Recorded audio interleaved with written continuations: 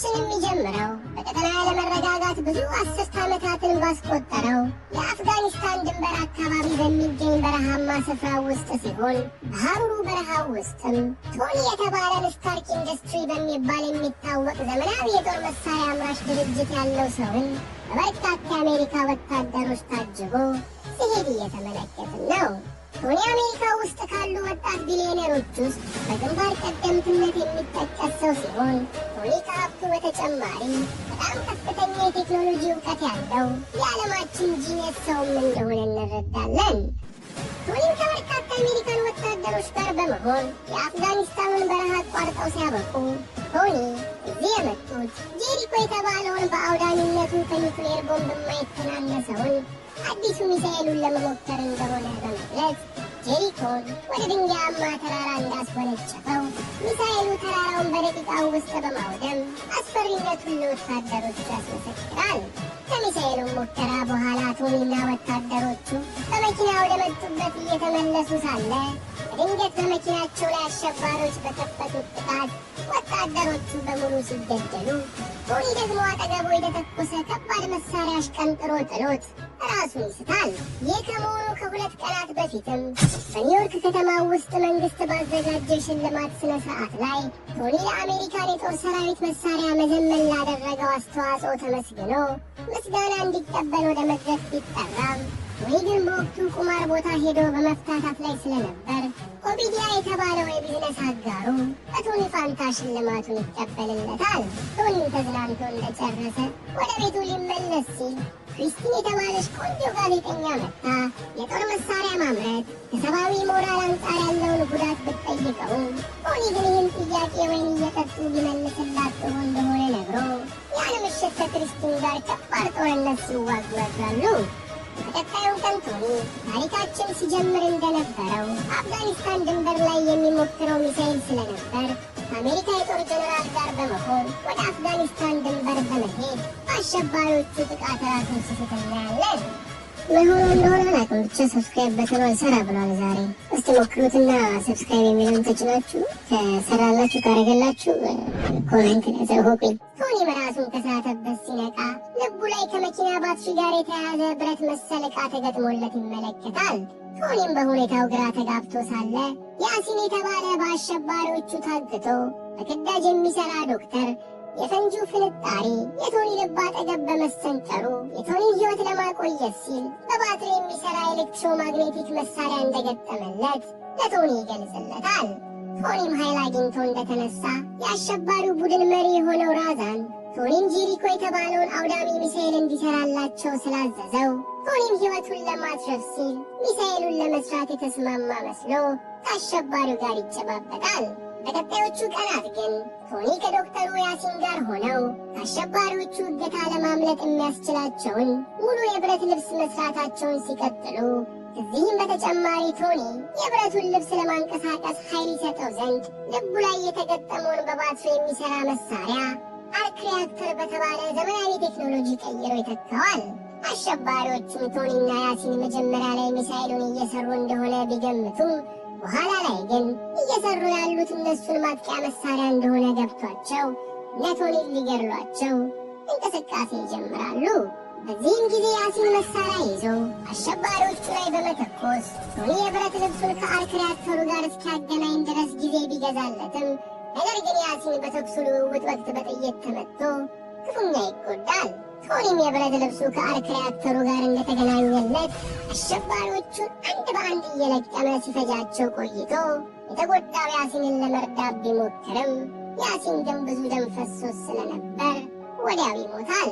ከዚህም በኋላ ቶኒ በያሲን ሞት ልቡ እንደተሰበረ የነበረበት ዋሻ ሲወጣ አሸባሪዎቹ ስታርክ ኢንዱስትሪ ተብሎ የተጻፈበትን የእሱ ካምፓኒ ያመረታቸውን መሳሪያዎች አስቀምጠው በመመልከቱ ቶኒ አሸባሪዎቹን ከነመሳሪያቸው አጋይቷቸው እሱ የብረት ልብሱን በመጠቀም እንደ ጀት ተተኩሶ ከአካባቢው ይጠፋል። ነገር ግን የብረት ልብሱ ቶኒን ለትንሽ ሰከንድ ብቻ ካንሳፈፈው በኋላ በረሃ ላይ ተከስክሶ የብረት ልብሱ ብትንትኑ ሲወጣ ቶኒ ግን ምንም ሳይጎዳ ይቀራል። ከዚህም በኋላ ቶኒ አሸዋማውን በረሃ በባዶ እግሩ እያቋረጠ እያለ ቶኒን ለመፈለግ በሄሊኮፕተር ተሰማርተው የወጡት የአሜሪካ ወታደሮች ስላገኙት ይዘውት ወደ አሜሪካ ይመልሱታል። ቶኒም ሀገሩ ገብቶ ከካምፓኒው ጸሐፊ ፔፐር እና ከቦዲጋርዱ ሃፒ ጋር እንደተገናኘ ቶኒ ሁለቱም ቶሎ ብለው ጋዜጣዊ መግለጫ እንዲያዘጋጁለት ያዛቸዋል። ጋዜጣዊ መግለጫው ላይ ቶኒ እንደደረሰ የቢዝነስ አጋሩ ኦቢዲያ የእንኳን ደህና መጣህ አቀባበል አድርጎለት ሲያበቃ ቶኒ ለተሰበሰቡት ጋዜጠኞች ከቀናት በፊት አፍጋኒስታን ውስጥ ያሉ አሸባሪዎች አግተውት እንደነበርና በሚያሳዝን ሁኔታም ጥቃት የፈጸሙባቸው በራሱ ስታርክ ኢንዱስትሪ ያመረተውን መሳሪያ ተጠቅመው እንደሆነ ያሳውቃቸዋል። በዚህም ምክንያት ቶኒ ከአሁን በኋላ ስታርክ ኢንዱስትሪ የጦር መሳሪያዎችን እንደማያመርት በመናገሩ ጋዜጠኞቹ ተገርመው ለጥያቄ ሲረባረቡ የቢዝነስ አጋሩ ኦቢዲያን በድንጋጤ ጣልቃ ገብቶ ይህን ነገር በውስጥ እንደሚነጋገሩ በማስተባበል ጋዜጠኞቹን ይበትናቸዋል። በኋላ ላይም ኦቢዲያ ቶኒ ጋር ለብቻው በመሄድ አፍጋኒስታን ውስጥ ምን እንደተፈጠረ ሲጠይቀው ቶኒም ቴንዊንግ በተባሉ አሸባሪዎች ተይዞ እንደነበርና በኋላ ላይ ግን ከደረቱ ጋር በተገናኘ አርክ ሪያክተር የሚንቀሳቀስ የብረት ልብስ ሰርቶ እንዳመለጠ ገልጾ ደረቱ ላይ ያለውን አርክ ሪያክተር ለኦቢዲያ ያሳየዋል። ከዚህም በኋላ ባሉት ቀናት ቶኒ ደረቱ ላይ ያለውን አርክ ሪያክተር በማሻሻል አሮጌውን ሪያክተር ለፔፐር ሰጥቶ አዲስ ሪያክተር ደረቱ ላይ ይገጥማል። የአፍጋኒስታን በረሃ ውስጥም ከቶኒ ጥቃት የተረፉት አሸባሪዎች ቶኒ ከእገታ አምልጦበት በረሃ ላይ የተከሰከሰውን የብረት ልብስ በመለቃቀም መሰብሰብ ይጀምራሉ። ቶኒም በበኩሉ በቀጣዮቹ ቀናት ውስጥ ቤቱ ውስጥ ዘመናዊ የብረት ልብሶችን በመስራት ለሙከራ ወደ ሰማይ ተተኩሶ ብዙ ርቀት ቢወጣም ከፍታው በጨመረ ቁጥር ያለው ቅዝቃዜ ግን ብረቱን በጣም ስላቀዘቀዘው አየር ላይ እንዲበር ያደረገው ሲስተም ፌል አድርጎ ቶኒ ቁልቁል መምዘግዘግ ይጀምራል። ነገር ግን ቁልቁል ሲምዘገዘግ የብረቱ ልብስ ላይ የነበረው በረዶ ለቆ ቶኒ በሙሉ ኃይል ከመፈትፈት ለጥቂት ይተርፋል። ከተሳካ የመብረር ሙከራ በኋላም ቶኒ ወደ ቤቱ ሲመለስ ጸሐፊው ፔፐር የሰጣትን አሮጌ ሪያክተር በፍሬም አሰርታ እንዳስቀመጠችለት አይቶ ቶኒ ደስ ይለዋል። በሚቀጥሉትም ቀናት ቶኒ የብረት ልብሱ ከፍታ ሲጨምር በቅዝቃዜ ምክንያት ሲስተሙ ፌል እንዳያደረግ አድርጎ በድጋሚ ዲዛይን በማድረግ ብዙ ማሻሻያዎችን ይጨማምርበታል። ያን ሰሞኑን ታዲያ ቶኒ የቢዝነስ አጋሩ ኦቢዲያ ያዘጋጀው ፓርቲ ላይ ተገኝቶ ከጸሐፊው ፔፐር ጋር ጥሩ የሚባል ጊዜ ሲያሳልፍ ይቆይና ብቻውን መጠጥ እየጠጣ ሳለ ከዚህ በፊት አብሯት ያደራት ክሪስቲና የተባለችው ጋዜጠኛ ቶኒ ጋር መጥታ ቶኒ የእሱ ካምፓኒ የጦር መሳሪያዎችን መሸጥና ማምረት እንዳቆመ ቢነግራትም ከቀናት በፊት ቡልሜራ በተባለ የአፍጋኒስታን መንደር ውስጥ የሚገኙ አሸባሪዎች ስታርክ ኢንዱስትሪ ያመረታቸውን መሳሪያዎች ሲገዙ መታየቱን በፎቶ አስደግፋ ታሳየዋለች። ቶኒም መረጃው ከእውቅና ውጭ የተደረገ ሽያጭ ስለሆነበት በንዴት ወደ ቢዝነስ አጋሩ ኦቢዲያ ሄዶ ለአሸባሪዎቹ መሳሪያ የሸጠው እሱ መሆንና ለመሆኑን ሲጠይቀው ኦቢዲያ ግን ቢዝነሱን ለእርሱ ብቻ እንዲተውለት ነግሮት ጥሎት ይሄዳል። ቶኒ ግን በተፈጠረው ነገር በጣም ስለበሸቀ በመነጋታው የብረት ልብሱን በዘመናዊ መሳሪያ አስታጥቆ በማሻሻል ቡልሜራ ወደ ተባለው የአፍጋኒስታን መንደር ያመራና የእሱን መሳሪያ ተጠቅመው አካባቢውን የሚያርበደብዱ አሸባሪዎችን ከገዙት የጦር መሳሪያ ጋር አውድሟቸው ወደ ሀገሩ መመለስ ይጀምራል። በዛው ቅጽበትም የአሜሪካን የአየር ኃይል አፍጋኒስታን ላይ ጥቃት ያደረሰው በራሪ አካል የማን እንደሆነ ለመመርመር ፈጥነው ሁለት ጀታቸውን ወደ ቶኒ ሲልኩ ጊዜ ቶኒም ጄምስ ለተባለው አየር ኃይል ውስጥ ኃላፊ ለሆነው ጓደኛው ደውሎ በራሪው አካል እርሱ እንደሆነ በማሳወቅ ተዋጊ ጀቶቹን ዘወር እንዲያደርግለት ይነግረዋል። ጄምስም ይህንን እንደሰማ ጉዳዩን በሚስጥር በመያዝ ተዋጊ ጀቶቹን እንዲያፈገፍጉ አዞ ቶኒም በሰላም ወደ ሀገሩ ይመለሳል። ነገር ግን አፍጋኒስታን ውስጥ የተፈጸመው ጥቃት የሚዲያዎችን ትኩረት በከፍተኛ ሁኔታ ስለሳበ በቀጣዩ ቀን የአየር ኃይሉ ኃላፊ ጄምስ አፍጋኒስታን ውስጥ የተከሰተው ጥቃት የእነሱ የጦር ኃይል ያደረሰው ሳይሆን አሸባሪዎቹ እርስ በርስ ተዋግተው ያደረሱት እንደሆነ አድርጎ ለሚዲያዎቹ ዋሻል። የተለያዩ ሰዎች ግን አሸባሪዎቹ ላይ ጥቃት የፈጸመውን በራሪ አካል አይረንማን በማለት ብረት ለበስ ሰው እንደሆነ ጥርጣሬያቸውን ሲያስቀምጡ ኦቢዲያም የጄምስ መግለጫ ስላላሳመነው ጦር መሳሪያ ወደሚሸጥላቸው አፍጋኒስታን ውስጥ ያሉ አሸባሪዎች በማምራት መሪያቸው ሪዛን አግኝቶ ጥቃቱን የፈጸመባቸው ማን እንደሆነ ይጠይቀዋል። እንደ ሰውዬ ነው እንደሚሸጥላቸው። የአሸባሪዎቹ ሻለቃ ሪዛም ያጠቃቸው አካል ብረት ለበስ ልብስ የታጠቀው ባልደረባው ቶኒ እንደሆነ ለኦቢዲያ እየነገረው እያለ ኦቢዲያ የሪዛ ድንኳን ውስጥ ገብቶ ቶኒ መጀመሪያ ገንብቶት ከአሸባሪዎቹ ያመለጠበትን የብረት ልብስ ይመለከታል። ኦቢዲያም ከአሸባሪዎቹ ጋር አብሮ ሲሰራ እንደነበረ እንዳይታወቅበት ስለፈለገ ያንኑ ምሽት ከእርሱ ጋር የነበሩት ጋርዶቹን በሙሉ ሪዛንና የሪዛን ሰዎች በሙሉ እንዲገድሏቸው በማድረግ ቶኒ የሰራውን የብረት ልብሱን ይዞ ወደ ሀገሩ ይመለሳል። ቶኒም በበኩሉ ኦቢዲያ ከአሸባሪዎች ጋር ሲሰራ እንደነበረ በማወቁ ይህን ነገር በማስረጃ ለማጋለጥ ጸሐፊው ፔፐርን ኦቢዲያ ቢሮ ከሚገኝ ኮምፒውተር ላይ ማስረጃ የሚሆን ነገር ፈልጋ እንድታመጣለት ፍላሽ ይሰጣታል። ፔፐርም የኦቢዲያ ቢሮ በመግባት ኮምፒውተሩን እየበረበረች ሳለ ኦቢዲያ ከአሸባሪዎች ጋር ከመስራት በተጨማሪ ከቶኒ እገታ ጀርባ እጁ እንደሚገኝበት የቪዲዮ ማስረጃ ታገኝና ፋይሉን እንደወሰደች ኦቢዲያ ወደ ቢሮ መጥቶ ፔፐርን ያገኛታል። ፔፐር ግን ፍጹም በተረጋጋ መንፈስ የሥራ ፋይል ፈልጋ እንደሆነ የመጣችው በመግለጽ ፍላሹን ይዛ እንደወጣች ኦቢዲያ ፔፐር ከአሸባሪዎቹ ጋር እንደሚሠራ የሚያጋልጠውን ፋይል ቶኒ ልኳት እንደወሰደችው ስለገባው ወዲያውኑ ወደ ቶኒ ቤት ያመራል። ኦቢዲያም እዛ እንደደረሰ ለደቂቆች ያህል ፓራላይዝ የሚያደርግ መሳሪያን በመጠቀም ቶኒን ፓራላይዝ አድርጎት ሲያበቃ እንደ ልብ የሚያገለግለውን አርክ ሪያክተር ከቶኒ ደረት ላይ ነቅሎ ይወስድበታል። ኦቢዲያም እንደሄደ ቶኒ ሞቱን በመነሳት ወደ ጋራጁ ገብቶ ፔፐር በፍሬም አድርጋ የሰጠችውን የድሮ አርክ ሪያክተሩን ደረቱ ላይ በመግጠም ከመሞት ለጥቂት ይተርፋል።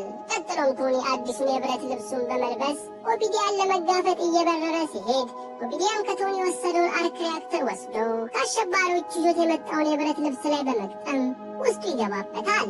በዚህ ቅጽበት ግን ቶኒ እየበረረ ኦቢዲያ ጋር በመምጣት በሁለቱ መካከል ቅልጥ ያለ ፍልሚያ ተጀምሮ አካባቢውን የለየለት የጦርነት አውድማ ያደርጉታል። ፍልሚያውን ቀጥሎ ቶኒና ኦቢዲያ ወደ ሰማይ በመምዘግዘግ አየር ላይ የተደባደቡ እያለ ከፍታው ጨምሮ አየሩ በመቀዝቀዙ የኦቢዲያ የብረት ልብስ ሲስተም ፌል አድርጎ ወደ መሬት ቁልቁል ይመለሳል። ነገር ግን መሬት ላይ እንደደረሱ የኦቢዲያ የብረት ልብስ ሲስተሙ ተመልሶ መስራት በመጀመሩ ኦቢዲያ ቶኒን ጨምቆ ይዞ መቀጥቀጡን ይቀጥላል። ከብዙ ፍልሚያ በኋላ ግን ቶኒ ኦቢዲያን ከነ ብረት ልብሱ ትልቅ የኤሌክትሪክ ማመንጫ ውስጥ ይከተውና ኦቢዲያ በኤሌክትሪኩ ኃይል ሲንጨረጨር ቆይቶ አሰቃቂ የሆነ አሟሟት ይሞታል። ከዚህም በኋላ ቶኒ ሰዎች አይረንማን በማለት ስያሜ የሰጡት ብረት ለበስ አካል ምን እንደሆነ መግለጫ መስጠት ስለፈለገ ቶኒ በጉጉት ሲጠብቁት የነበሩት ጋዜጠኞች ፊት በመቆም አይረንማን እሱ እንደሆነ ነግሯቸው የተሰበሰቡትን ጋዜጠኞች በሙሉ በግርምት ያንጫጫቸዋል። ሸተሽ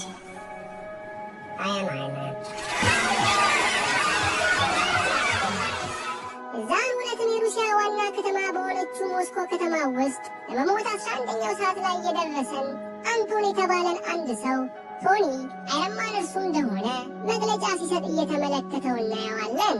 አንቶን ከረጅም ዓመታት በፊት የቶኒ አባት ከሆነውና አሁን ላይ በሕይወት ከሌለው ሃዋርድ ጋር አብሮ በመስራት አርክ ሪያክተር የተባለውን የታዳሽ ኃይል ቴክኖሎጂ የፈበረኩ ቢሆንም ነገር ግን አንቶን ይህን ቴክኖሎጂ ለተቀናቃኞች ሊሸጥ ሲል በሃዋርድ ተደርሶበት ሃዋርድ አንቶንን ስላባረረው አንቶን ቀሪ ዘመኑን በድህነትና በበሽታ እየማቀቀ እንዳሳለፈ እንረዳለን። አንቶንም ከመሞቱ በፊት አጠገቡ ለነበረው ልጁ አይቫን ከእውቀቱ ውጭ ሌላ ምንም ነገር ስላላወረሰው ይቅርታ ጠይቆት ብዙም ሳይቆይ አንቶን እዛው ያርፋል። በዚህም ጊዜ አይቫን በአባቱ ሞት ምርር ብሎ ሲያለቅስ ከቆየ በኋላ አባቱ አንቶንን ለዚህ ያበቃው ሃዋርድ ስለሆነ አሁን ላይ በሕይወት የሚገኘው የሃዋርድ ልጅ ቶኒን ለመበቀል ቆርጦ ይነሳል።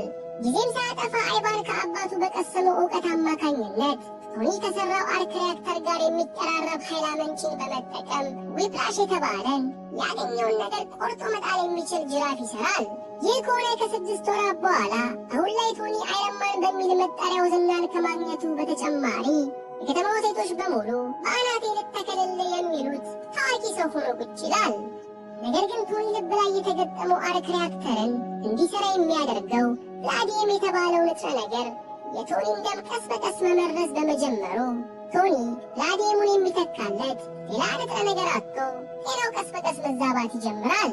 ከዚህም በተጨማሪ ቶኒ በአሜሪካ መንግስት ኮንግረስ ፊት ቀርቦ አይረንማን የተባለውን ለጦርነት ሊውል የሚችል መሳሪያ ለመንግስት እንዲያስረክብ ጥያቄ ቢቀርብለትም ቶኒ ግን የአይረንማን ልብሱ የራሱ ፈጠራ ስለሆነ ለማንም እንደማያስረክብ ቆፍጠን ብሎ ይገልጽላቸዋል። ኮንግረሱ ላይም ተጋብዞ የመጣው ሌላ ሀመር የተባለ እንደ ስታርክ ኢንዱስትሪ የጦር መሳሪያዎችን የሚያመርት ካምፓኒ ባለቤት የሆነው ሰው የቶኒ የአይረን ማን ልብስ ለሀገር ደህንነት ስጋት ስለሆነ በአስቸኳይ ለመንግስት እንዲያስረክብ መለፍለፍ ሲጀምር ቶኒ የሀመር ካምፓኒ የቶኒን አይነት የአይረን ማን ልብስ ለመስራት ጥረት አድርገው ሲከሽፍባቸው የሚያሳይ ቪዲዮ ስለነበረው ቪዲዮውን ለኮንግረሱ አባላት ያሳይበትና ሀመርን አሸማቆ ያስቀምጠዋል።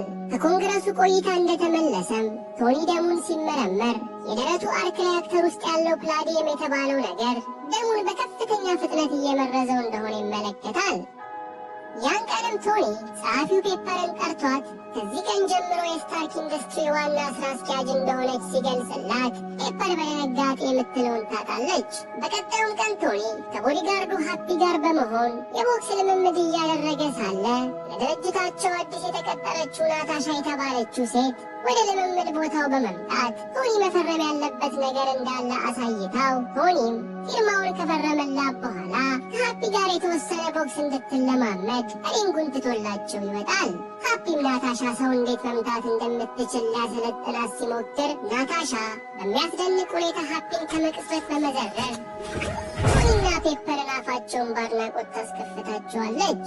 ከአንድ ሳምንት በኋላም ቶኒ ከፔፐርና ከሃፒ ጋር በመሆን ሞናኮ ውስጥ የሚደረገውን የፎርሙላ ዋን መኪና ውድድርን ለመሳተፍ ወደ ሞናኮ ያቀናና ከውድድሩ በፊት ከኤለን መስክ እንዲሁም ከተቀናቃኙ ሀመር ጋር ትንሽ ጊዜ ሲያሳልፍ ቆይተው በመጨረሻም ልብሱን በመለባበስ ወደ መኪና ውድድሩ ይገባል። ውድድሩ ተጀምሮ ትንሽ እንደቆየ ግን ለወራት ያህል ለበቀል ሲዘጋጅ የነበረው አይቫን የመኪኖቹ መካኒክ መስሎ ወደ ውድድሩ ቦታ በመግባት ዊፕላሹን አውጥቶ እንደ ጀት ሲገሰግስ የነበረው የቶኒን መኪና በጅራፉ ቆርጦ የቶኒን መኪና ግልብጥብጧን ያወጣታል። ነገር ግን ቶኒ ከተቃጣበት ጥቃት በተአምር በመትረፍ አይቫንን ከኋላ በመምታት ሊጥለው ቢሞክርም አይቫን ግን በጥቃቱ ምንም ሳይሆን ቶኒን በጅራፉ ከትፎ ሊጥለው ጥቃቱን መሰንዘሩን ይቀጥላል። ይህን የተመለከቱት ሃፒና ፔፐርም መኪናቸው ውስጥ ፈጥነው በመግባት አይቫን ቶኒን ሳይገድለው በፊት በመኪና ገጭተው ሲጥሉት ፔፐር ደግሞ ለቶኒ በሻንጣ መልክ ይዘው የነበረውን የአይረን ልብሱን ሰጥተው ቶኒ የአይረን ልብሱን በመልበስ በመገጨቱ ምክንያት ከደከመው አይቫን ጋር ተፋልሞ አይቫንን በቀላሉ በመዘረር በፖሊሶች ቁጥጥር ስር እንዲውል ያደርገዋል። ያን ቀንም ቶኒ ታስሮ ወደሚገኘው አይቫን በመሄድ ለምን ጥቃት እንደፈጸመበት ሲጠይቀው አይቫንም አንቶኒ የተባለው በቶኒ አባት ሃዋርድ የተከዳው ሰው ልጅ እንደሆነ ገልጾ ቶኒን ለአባቱ ኃጢአት ዋጋ ሊያስከፍለው እንደመጣ ያሳውቀዋል። ቶኒ ግን አይቫን የፈጠረው ዊፕላሽ ቴክኖሎጂ አስደናቂ ስለሆነ ለሀገሪቱ የጦር ኃይል ሸጦ ሕይወቱን የሚቀይር ገንዘብ እንዲያገኝ ሀሳብ ሰጥቶት ጥሎት ይወጣል። በቀጣዩ ቀን አይቫን በሰራው ስራ ዘብጥያ እንዲወረወር ቢደረግም ብዙ ሳይቆይ ግን ለሀመር ኢንዱስትሪ የሚሰሩ ሰዎች አይቫንን ከእስር ቤት በማስመለጥ ሀመር እየጠበቀው ወደ ነበረበት ስፍራ ያመጡታል። ሀመርም አይቫንን እንዳየው ዊፕላሽ በተባለው ጅራፍ መሰል ቴክኖሎጂው ተደንቆ የአይቫን አእምሮ የሚያስገርም እንደሆነ በመንገር ቀጥሎ አይቫንን ከእስር ቤት ያስመለጠው የቶኒ አይነት የአይረን ልብሶችን እንዲሰራለት መሆኑን ያሳውቀውና አይቫንም የተባለውን ለማድረግ ይስማማል። ይህ በእንዲህ እንዳለም የቶኒ የልብ ጓደኛ የሆነው አየር ኃይል ውስጥ የሚሰራው ሮድስ ቶኒን ሰላም ሊለው ወደ ቤቱ ሲመጣ ቶኒ ከምንጊዜውም በላይ ተዳክሞ ያየውና ጓደኛው ምን እንደሆነ ሳያቅ ግራ እንደተጋባ ይመለሳል። ምሽት ላይም ቶኒ የደሙን ሁኔታ ሲያጣራ ፕላዲየሙ ደሙን 89% እንደመረዘውና እዚህ ከቀጠለ ቶኒ በቀጣዮቹ ቀናቶች ሟች እንደሆነ ተገንዝቦ ፕላዲየም የተባለውን ንጥረ ነገር በሌላ ንጥረ ነገር ለመተካት ስላልተሳካለት ቶኒ ከፍተኛ ድብርትና ጭንቀት ውስጥ ይገባል። በመነጋታው ምሽት ቶኒ ከድብርቱ ለመውጣት ቤቱ ትልቅ ፓርቲ አዘጋጅቶ እንግዶችን በመጥራት በእነሱ ፊት የአይረን ልብሱን ለብሶ እስኪሰክር ድረስ በመጠጣት ዓለሙን ለመርሳት መሞከር ይጀምራል። በዚህ መሃል ጓደኛው ሮድ ፓርቲው ላይ መጥቶ ቶኒ ለጦር አገልግሎት የሚውለውን ልብስ ፓርቲ መሃል መልበሱን በመቃወም ከቶኒ ጸሐፊ ፔፐር ጋር ሆነው እንዲያወልቅ ቢነግሩትም ቶኒ ግን ጭራሽ ሳያዳምጣቸው ይቀራል። ሰክሯል እኮ እንዴት ነው የሚሰማችሁ ራሱ። በዚህም ጊዜ ሮድ በጣም ተበሳጭቶ ቶኒ ቤት ከሚገኙ የአይረን ልብሶች ውስጥ አንዱን በመታጠቅ ቶኒን ከፓርቲው ይዞት ሊወጣ ሲል ቶኒ ሮድስን ይፋለመውና ሁለቱም የአይረን ልብሳቸውን እንደታጠቁ ሲደባደቡ ቆይተው በመጨረሻም ሮድስ በቶኒ በመናደድ ያደረገውን የአይረን ትጥቅ እንደያዘ ወደ ወታደራዊ ካምፕ እየበረረ ይመለሳል። ጠዋት ላይም ሮድስ የብረት ልብሱን ይዞ ካምፑ ውስጥ እንዳረፈ ሁሉም በጥራት የተገነባውን ትጥቅ ሲመረምሩት ቆይተው በኋላም ላይ የጦር አመራሮቹ ሐመርን ወደ ካምፓቸው በመጥራት ሮድስ ይዞት የመጣውን ሳምፕል በመጠቀም ለውጊያ የሚውሉ በርካታ የአይረን ልብሶችን እንዲሰራላቸው ይጠይቁትና ሐመርን በደስታ ይስማማል። ቶኒም በበኩሉ የቀረችውን ቀናት የሚወደውን ነገር እያደረገ ለማሳለፍ ወስኖ ከሚወደው ቤት ዶናቱን ገዝቶ እየበላ ሳለ ኒክ የተባለው ሺልድ በመባል የሚታወቅ ሚስጥራዊ የጦር ቡድንን የሚመራ ሰው ወደ ቶኒ ይመጣል። በዚህም ጊዜ ቶኒ ለካ ሺልድ የተባለውን ዓለምን ከተለያዩ አደጋዎች በመከላከል የሚታወቅን ቡድን ከተቀላቀለ የተወሰኑ ወራትን እንዳስቆጠረ እንረዳለን። ኒክ ከቶኒ ጋር ተቀምጦ እየተነጋገረ ሳለ ናታሻ በመሃል መታ የቶኒን አንገት አንዳች መድኃኒት ስትወጋው የቶኒ የደም መመረዝ ምልክት ቀስ በቀስ ወደ ቦታው ይመለሳል። በዚህም ጊዜ ኒክ ናታሻ እንደ ቶኒ ሁሉ ለሺልድ የምትሰራ ኤጀንት እንደሆነች በመግለጽ የወጉት ነገርም የደም መመረዙን ለጊዜው የሚያቆም እንጂ መድኃኒት ስላልሆነ ለአዴሙን የሚተካ ንጥረ ነገር እንዲፈልግ ኒክ ቶኒን ይመክረዋል። ኒክም አክሎ የቶኒ አባት ሃዋርድ ሺልድን ከመሰረቱ ሰዎች ውስጥ እንደነበረበት ገልጾለት የአባቱን የድሮ ቪዲዮዎች የያዘ ካርቶን ሰጥቶት ይሄዳል። ያን ቀን ማታም ቶኒ የአባቱ ሃዋርድን ቪዲዮዎች እየተመለከተ ሳለ ቶኒ አባቱ ሃዋርድ በወቅቱ ለፈበረከው ሪያክተር ራዲየም ከተባለው ንጥረ ነገር ውጪ ሌላ ንጥረ ነገር ሲፈልግ እንደነበር፣ ነገር ግን ይህ ሳይሳካ እንደሞተ ቶኒ ይረዳል። ይህን ተከትሎም ቶኒ አባቱ ጀምሮት የነበረውን አዲስ ንጥረ ነገር ፍለጋ የተለያዩ የአባቱ የምርምር ስራዎችን ሲያጠና ቆይቶ በመጨረሻም ቶኒ ራዲየሙን የሚተካለትን ንጥረ ነገር መስራት እንደሚችል በመረዳት ንጥረ ነገሩን ወደ መስራቱ ይገባል። ቶኒም ቀኑን ሙሉ ካደረገው ሙከራም በኋላ በመጨረሻም የሚፈልገውን ንጥረ ነገር ይሰራውና አዲሱን ንጥረ ነገር ደረቱ ላይ ወዳለው ሪያክተር በመክተት ቶኒ ከደም መመረዙ መዳን ይጀምራል። ይህ በእንዲህ እንዳለም አይቫን ሐመር በሰጠው ቤት ውስጥ ለቀናት ያህል መሳሪያ የታጠቁ የአይረንማን ሮቦቶችን ሲሰራ ቢቆይም ሐመር ግን ስራው እንዴት እየሆነለት እንደሆነ ስልክ ደውሎ ሲጠይቀው አይቫን ገና እንደሆነ በመዋሸቱ ሐመርን በጣም ያበሳጨዋል። ሐመርም አይቫን ስራውን እየሰራ ስላልሆነ ሰዎቹን አስከትሎ ወደ ሰጠው ቤት በማምራት ስራውን ቀጥ ብሎ እንዲሰራ ጮሆበት ሲያበቃ ሁለት ጥበቆችን አይቫንን እየተቆጣጠሩ እንዲያሰሩት በማለት አይቫን ጋር ትቷቸው ይሄዳል። ብዙም ሳይቆይ ግን አይቫን ሁለቱንም ጥበቆች ገድሎ በመስቀል ለቶኒ ደውሎ በቅርቡ ዋጋውን እንደሚሰጠው በመዛት ስልኩን ይዘጋዋል። ከጥቂት ቀናት በኋላም ሐመር ትልቅ የጦር መሳሪያ ኤክስፖ በማዘጋጀት አይቫን የሰራቸውን የአይረን ሮቦት ድሮኖችን ህዝብ በተሰበሰበበት ፊት ለማስመረቅ ይመጣል። ቀጥሎም የቶኒ ጓደኛ ሮድስን ጨምሮ ሌሎች በርካታ ሰው አልባ የአይረን ድሮኖች ለእይታ በመቅረባቸው ሐመር በጭብጨባ አድናቆት እየተቸረው ሳለ ቶኒም የአይረን ልብሱን እንደለበሰ ወደ ስፍራው ይመጣል።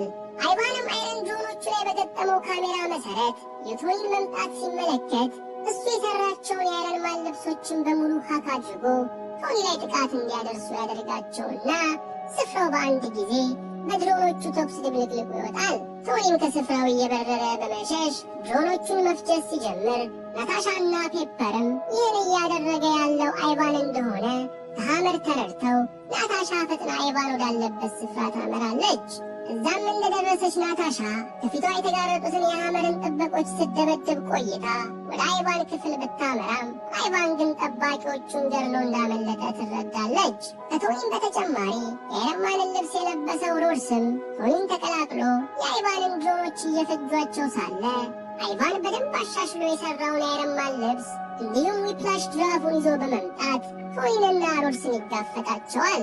ከብዙ ፍልሚያም በኋላ ቶኒና ሮድስ የአይቫንን የአይረንማን ትጥቅ ብትንትኑን አውጥተው አይቫንን ቢገድሉትም ነገር ግን አይቫን የሰራቸው ድሮኖች ላይ በሙሉ ፈንጂ ተገጥሞ ስለነበር ፈንድተው ሊጠፉ መዘጋጀት ይጀምራሉ።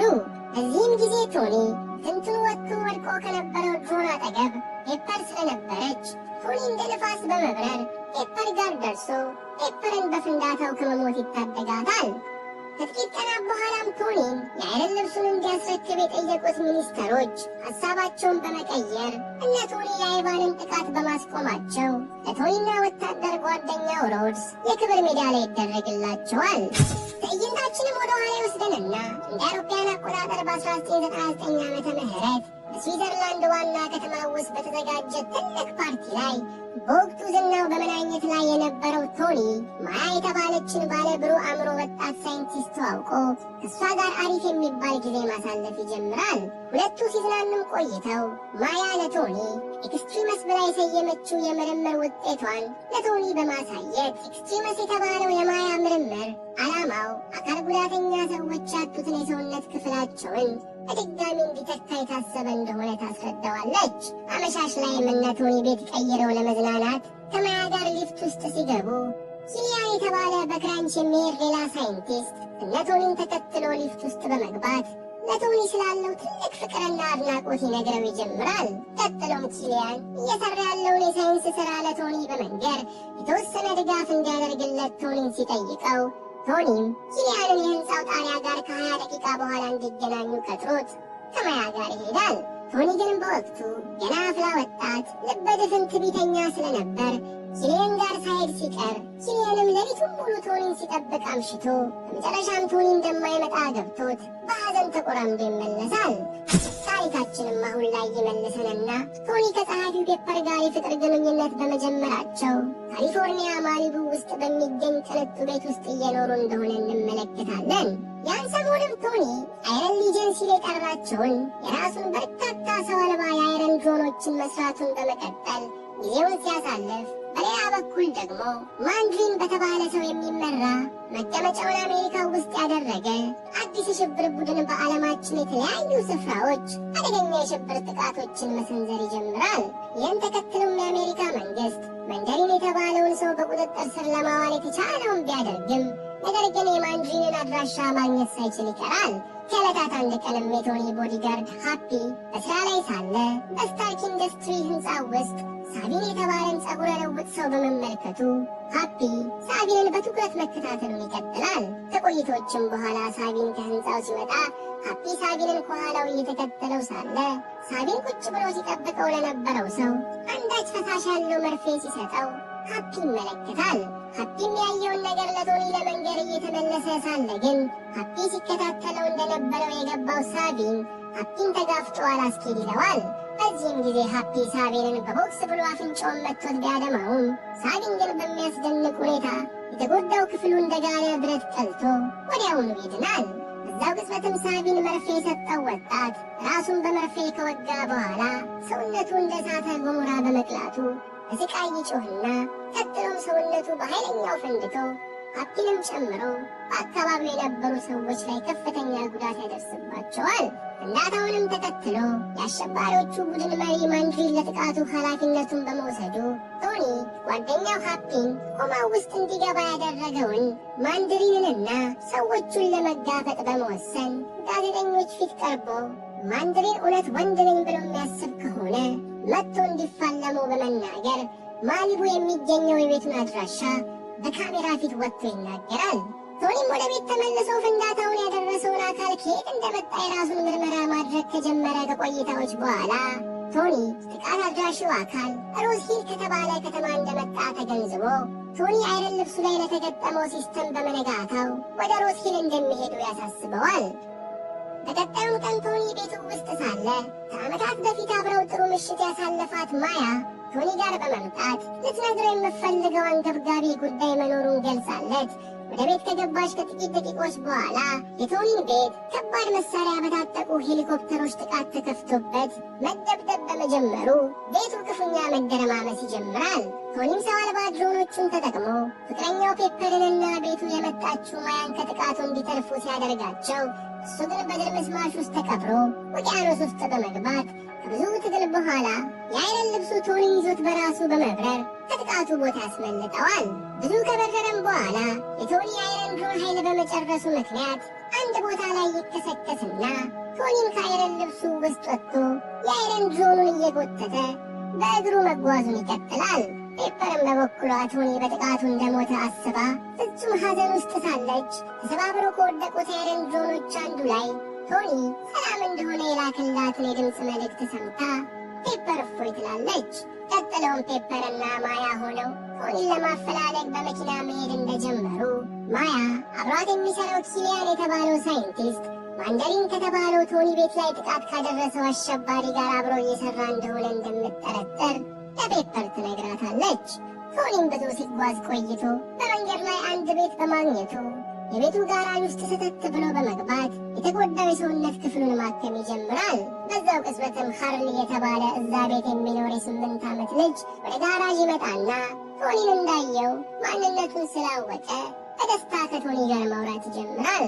ቀጥሎም ቶኒ ከሃርሊ ጋር በመሆን የተጎዳው የአይረን ድሮኑን ሲጠግኑ ከቆዩ በኋላ ቶኒ ከቀናት በፊት እንደ ቦምብ ፈንድቶ ጓደኛው ሃፒ ላይ ጉዳት ያደረሰው ወላጅ እናት እዚህ ከተማ ውስጥ ስለምትኖር እሷን ለማግኘት ወደ አንድ መጠጥ ቤት ያመራል። እዛም ከጥቃት አድራሽው እናት ጋር ተገናኝቶ ሲወያዩ እናትየው ልጃቸው ኤክስትሪመስ የተባለውን መድኃኒት በተደጋጋሚ ወስድ እንደነበር የሚያሳይ የጽሑፍና የቪዲዮ ማስረጃ ለቶኒ በማሳየት እንደ ቦምብ እንዲፈነዳ ያደረገውም ነገር መድኃኒቱ ሊሆን እንደሚችል እየገለጸችለት እያለ ጆዋን የተባለች በደሟ ውስጥ ኤክስትሪመስ ያለባት አንድ ሴት መጥታ ቶኒን በካቴና በማሰር ይዘው ለመሄድ ትዘጋጃለች። ቶኒ ግን በብልሃት ከጆዋን ለማምለጥ በመሞከሩ በሁለቱ መካከል ከባድ ግብግብ ተነስቶ ከእልህ አስጨራሽ ትግል በኋላ ቶኒ ጆዋንን በመግደል ወደ ገሃነም ይልካታል። ከዚህም በኋላ ቶኒ ባገኘው መረጃ መሰረት ኤክስትሪመስ የተባለውን የማያን ፎርሙላ ኪሊያን የተባለው በአንድ ወቅት አግኝቶት የነበረው ሳይንቲስት በተለያዩ ሰዎች ላይ የተጠቀመው እንደሆነ ይመለከታል። ፔፐርና ማያም ከሰዓታት ጉዞ በኋላ እረፍት ለማድረግ አልጋ ይዘው ሳለ ኪሊያን ከየት መጣ ሳይባል ድንገት ከተፍ ብሎ ፔፐርን ይይዛታል።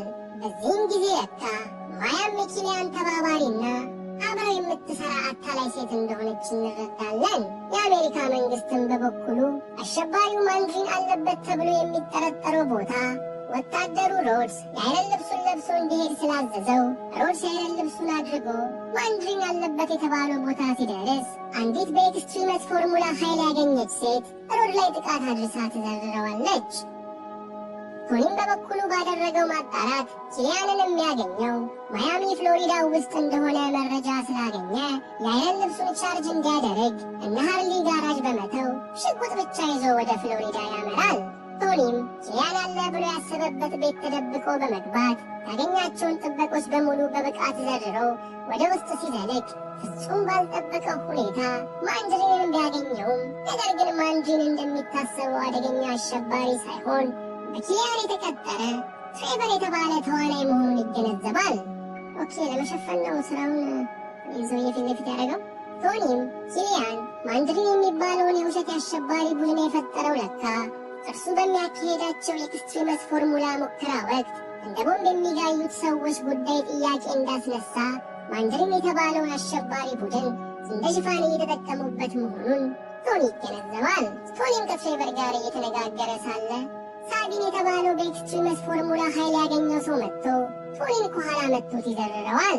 ቶኒም ራሱን ከሳተበት ሲነቃ እጁን እንደታሰረ ከኪሊያን ፊት ለፊት ይገናኝና ኪሊያን ለቶኒ ፍቅረኛው ፔፐርን ኤክስትሪመስ ፎርሙላውን እንደወጋት በቪዲዮ ምስል አሳይቶ ሲያበቃ የፔፐር ሰውነት ኤክስትሪመሱን ከተቀበለው ፔፐር ልዩ ኃይል እንደምትጎናጸፍ ገልጾ አለያ ግን እርሷም ፈንድታ እንደምትሞት ይገልጽለታል።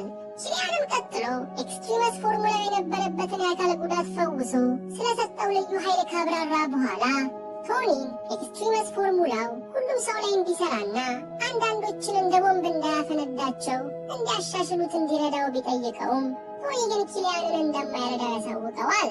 በዚህም ወቅት ኪሊያን በጣም ተናዶ ቶኒን በማነቅ ማስፈራራት ሲጀምር ማያ ቶኒን ተው በማለት ኪሊያን ላይ በመጮኋ ኪሊያን ማያን በጥይት ደፍቷት አካባቢው ይሄዳል። በሌላም በኩል ሮድስ ደግሞ የያዙትን የኪሊያን ሰዎችን በመደብደብ ከተያዘበት ነፃ ቢወጣም የአይረን ልብሱን ግን ሳቢን አድርጎበት እየበረረ ይዞበት ይሄዳል። ኪሊያንም ከሄደ በኋላ የቶኒ የብረት ልብስ ቻርጅ አድርጎ በመሙላቱ ከነ ሃርሊ ቤት ጋራዥ እየበረሩ መጥተው ቶኒ ላይ በመለጠፍ ስላስታጠቁት ቶኒና ሮድስ ተባብረው የኪሊያንን ሰዎች በሙሉ ዶግ አመድ ያደርጓቸዋል። ቀጥለውም ቶኒና ሮድስ ትሬቨርን በመያዝ የኪሊያንን እቅድ ምን እንደሆነ ሲጠይቁት ትሬቨርም ኪሊያን በቀጣይ የአሜሪካንን ፕሬዝዳንት ለመግደል እያሴረ እንደሆነ ስለነገራቸው ቶኒና ሮድስ ፕሬዝዳንቱን ለማዳን እንቅስቃሴ ይጀምራሉ። በዛኑ ሰዓትም የአሜሪካን ፕሬዝዳንት ለሥራ ጉዳይ ወደ ውጭ ሀገር ለመሄድ አውሮፕላናቸው ውስጥ ሲገቡ የሮድስን የብረት ልብስ የለበሰው ሳቪንም በመምጣቱ ሁሉም ብረት ልብሱ ውስጥ ያለው ሮድስ እንደሆነ በመገመት ከፕሬዝዳንቱ ጋር ወደ አውሮፕላኑ እንዲገባ ያደርጉታል። ነገር ግን አውሮፕላኑ መብረር እንደጀመረ ሳቪን የፕሬዝዳንቱን ጋርዶች በመግደል ፕሬዝዳንቱን እስከ ወዲያኛው ሊያሰናበታቸው ሲል ቶኒ የብረት ልብሱን ወደ አውሮፕላኑ ልኮ ወደ ውስጥ ይገባና ሳቪንን ቢገድለውም በፍልሚያው ወቅት ግን አውሮፕላኑ ተበርጥሶ አብዛኛው ተሳፋሪ ከአውሮፕላኑ በአየር ግፊት ተስበው ይወጣሉ።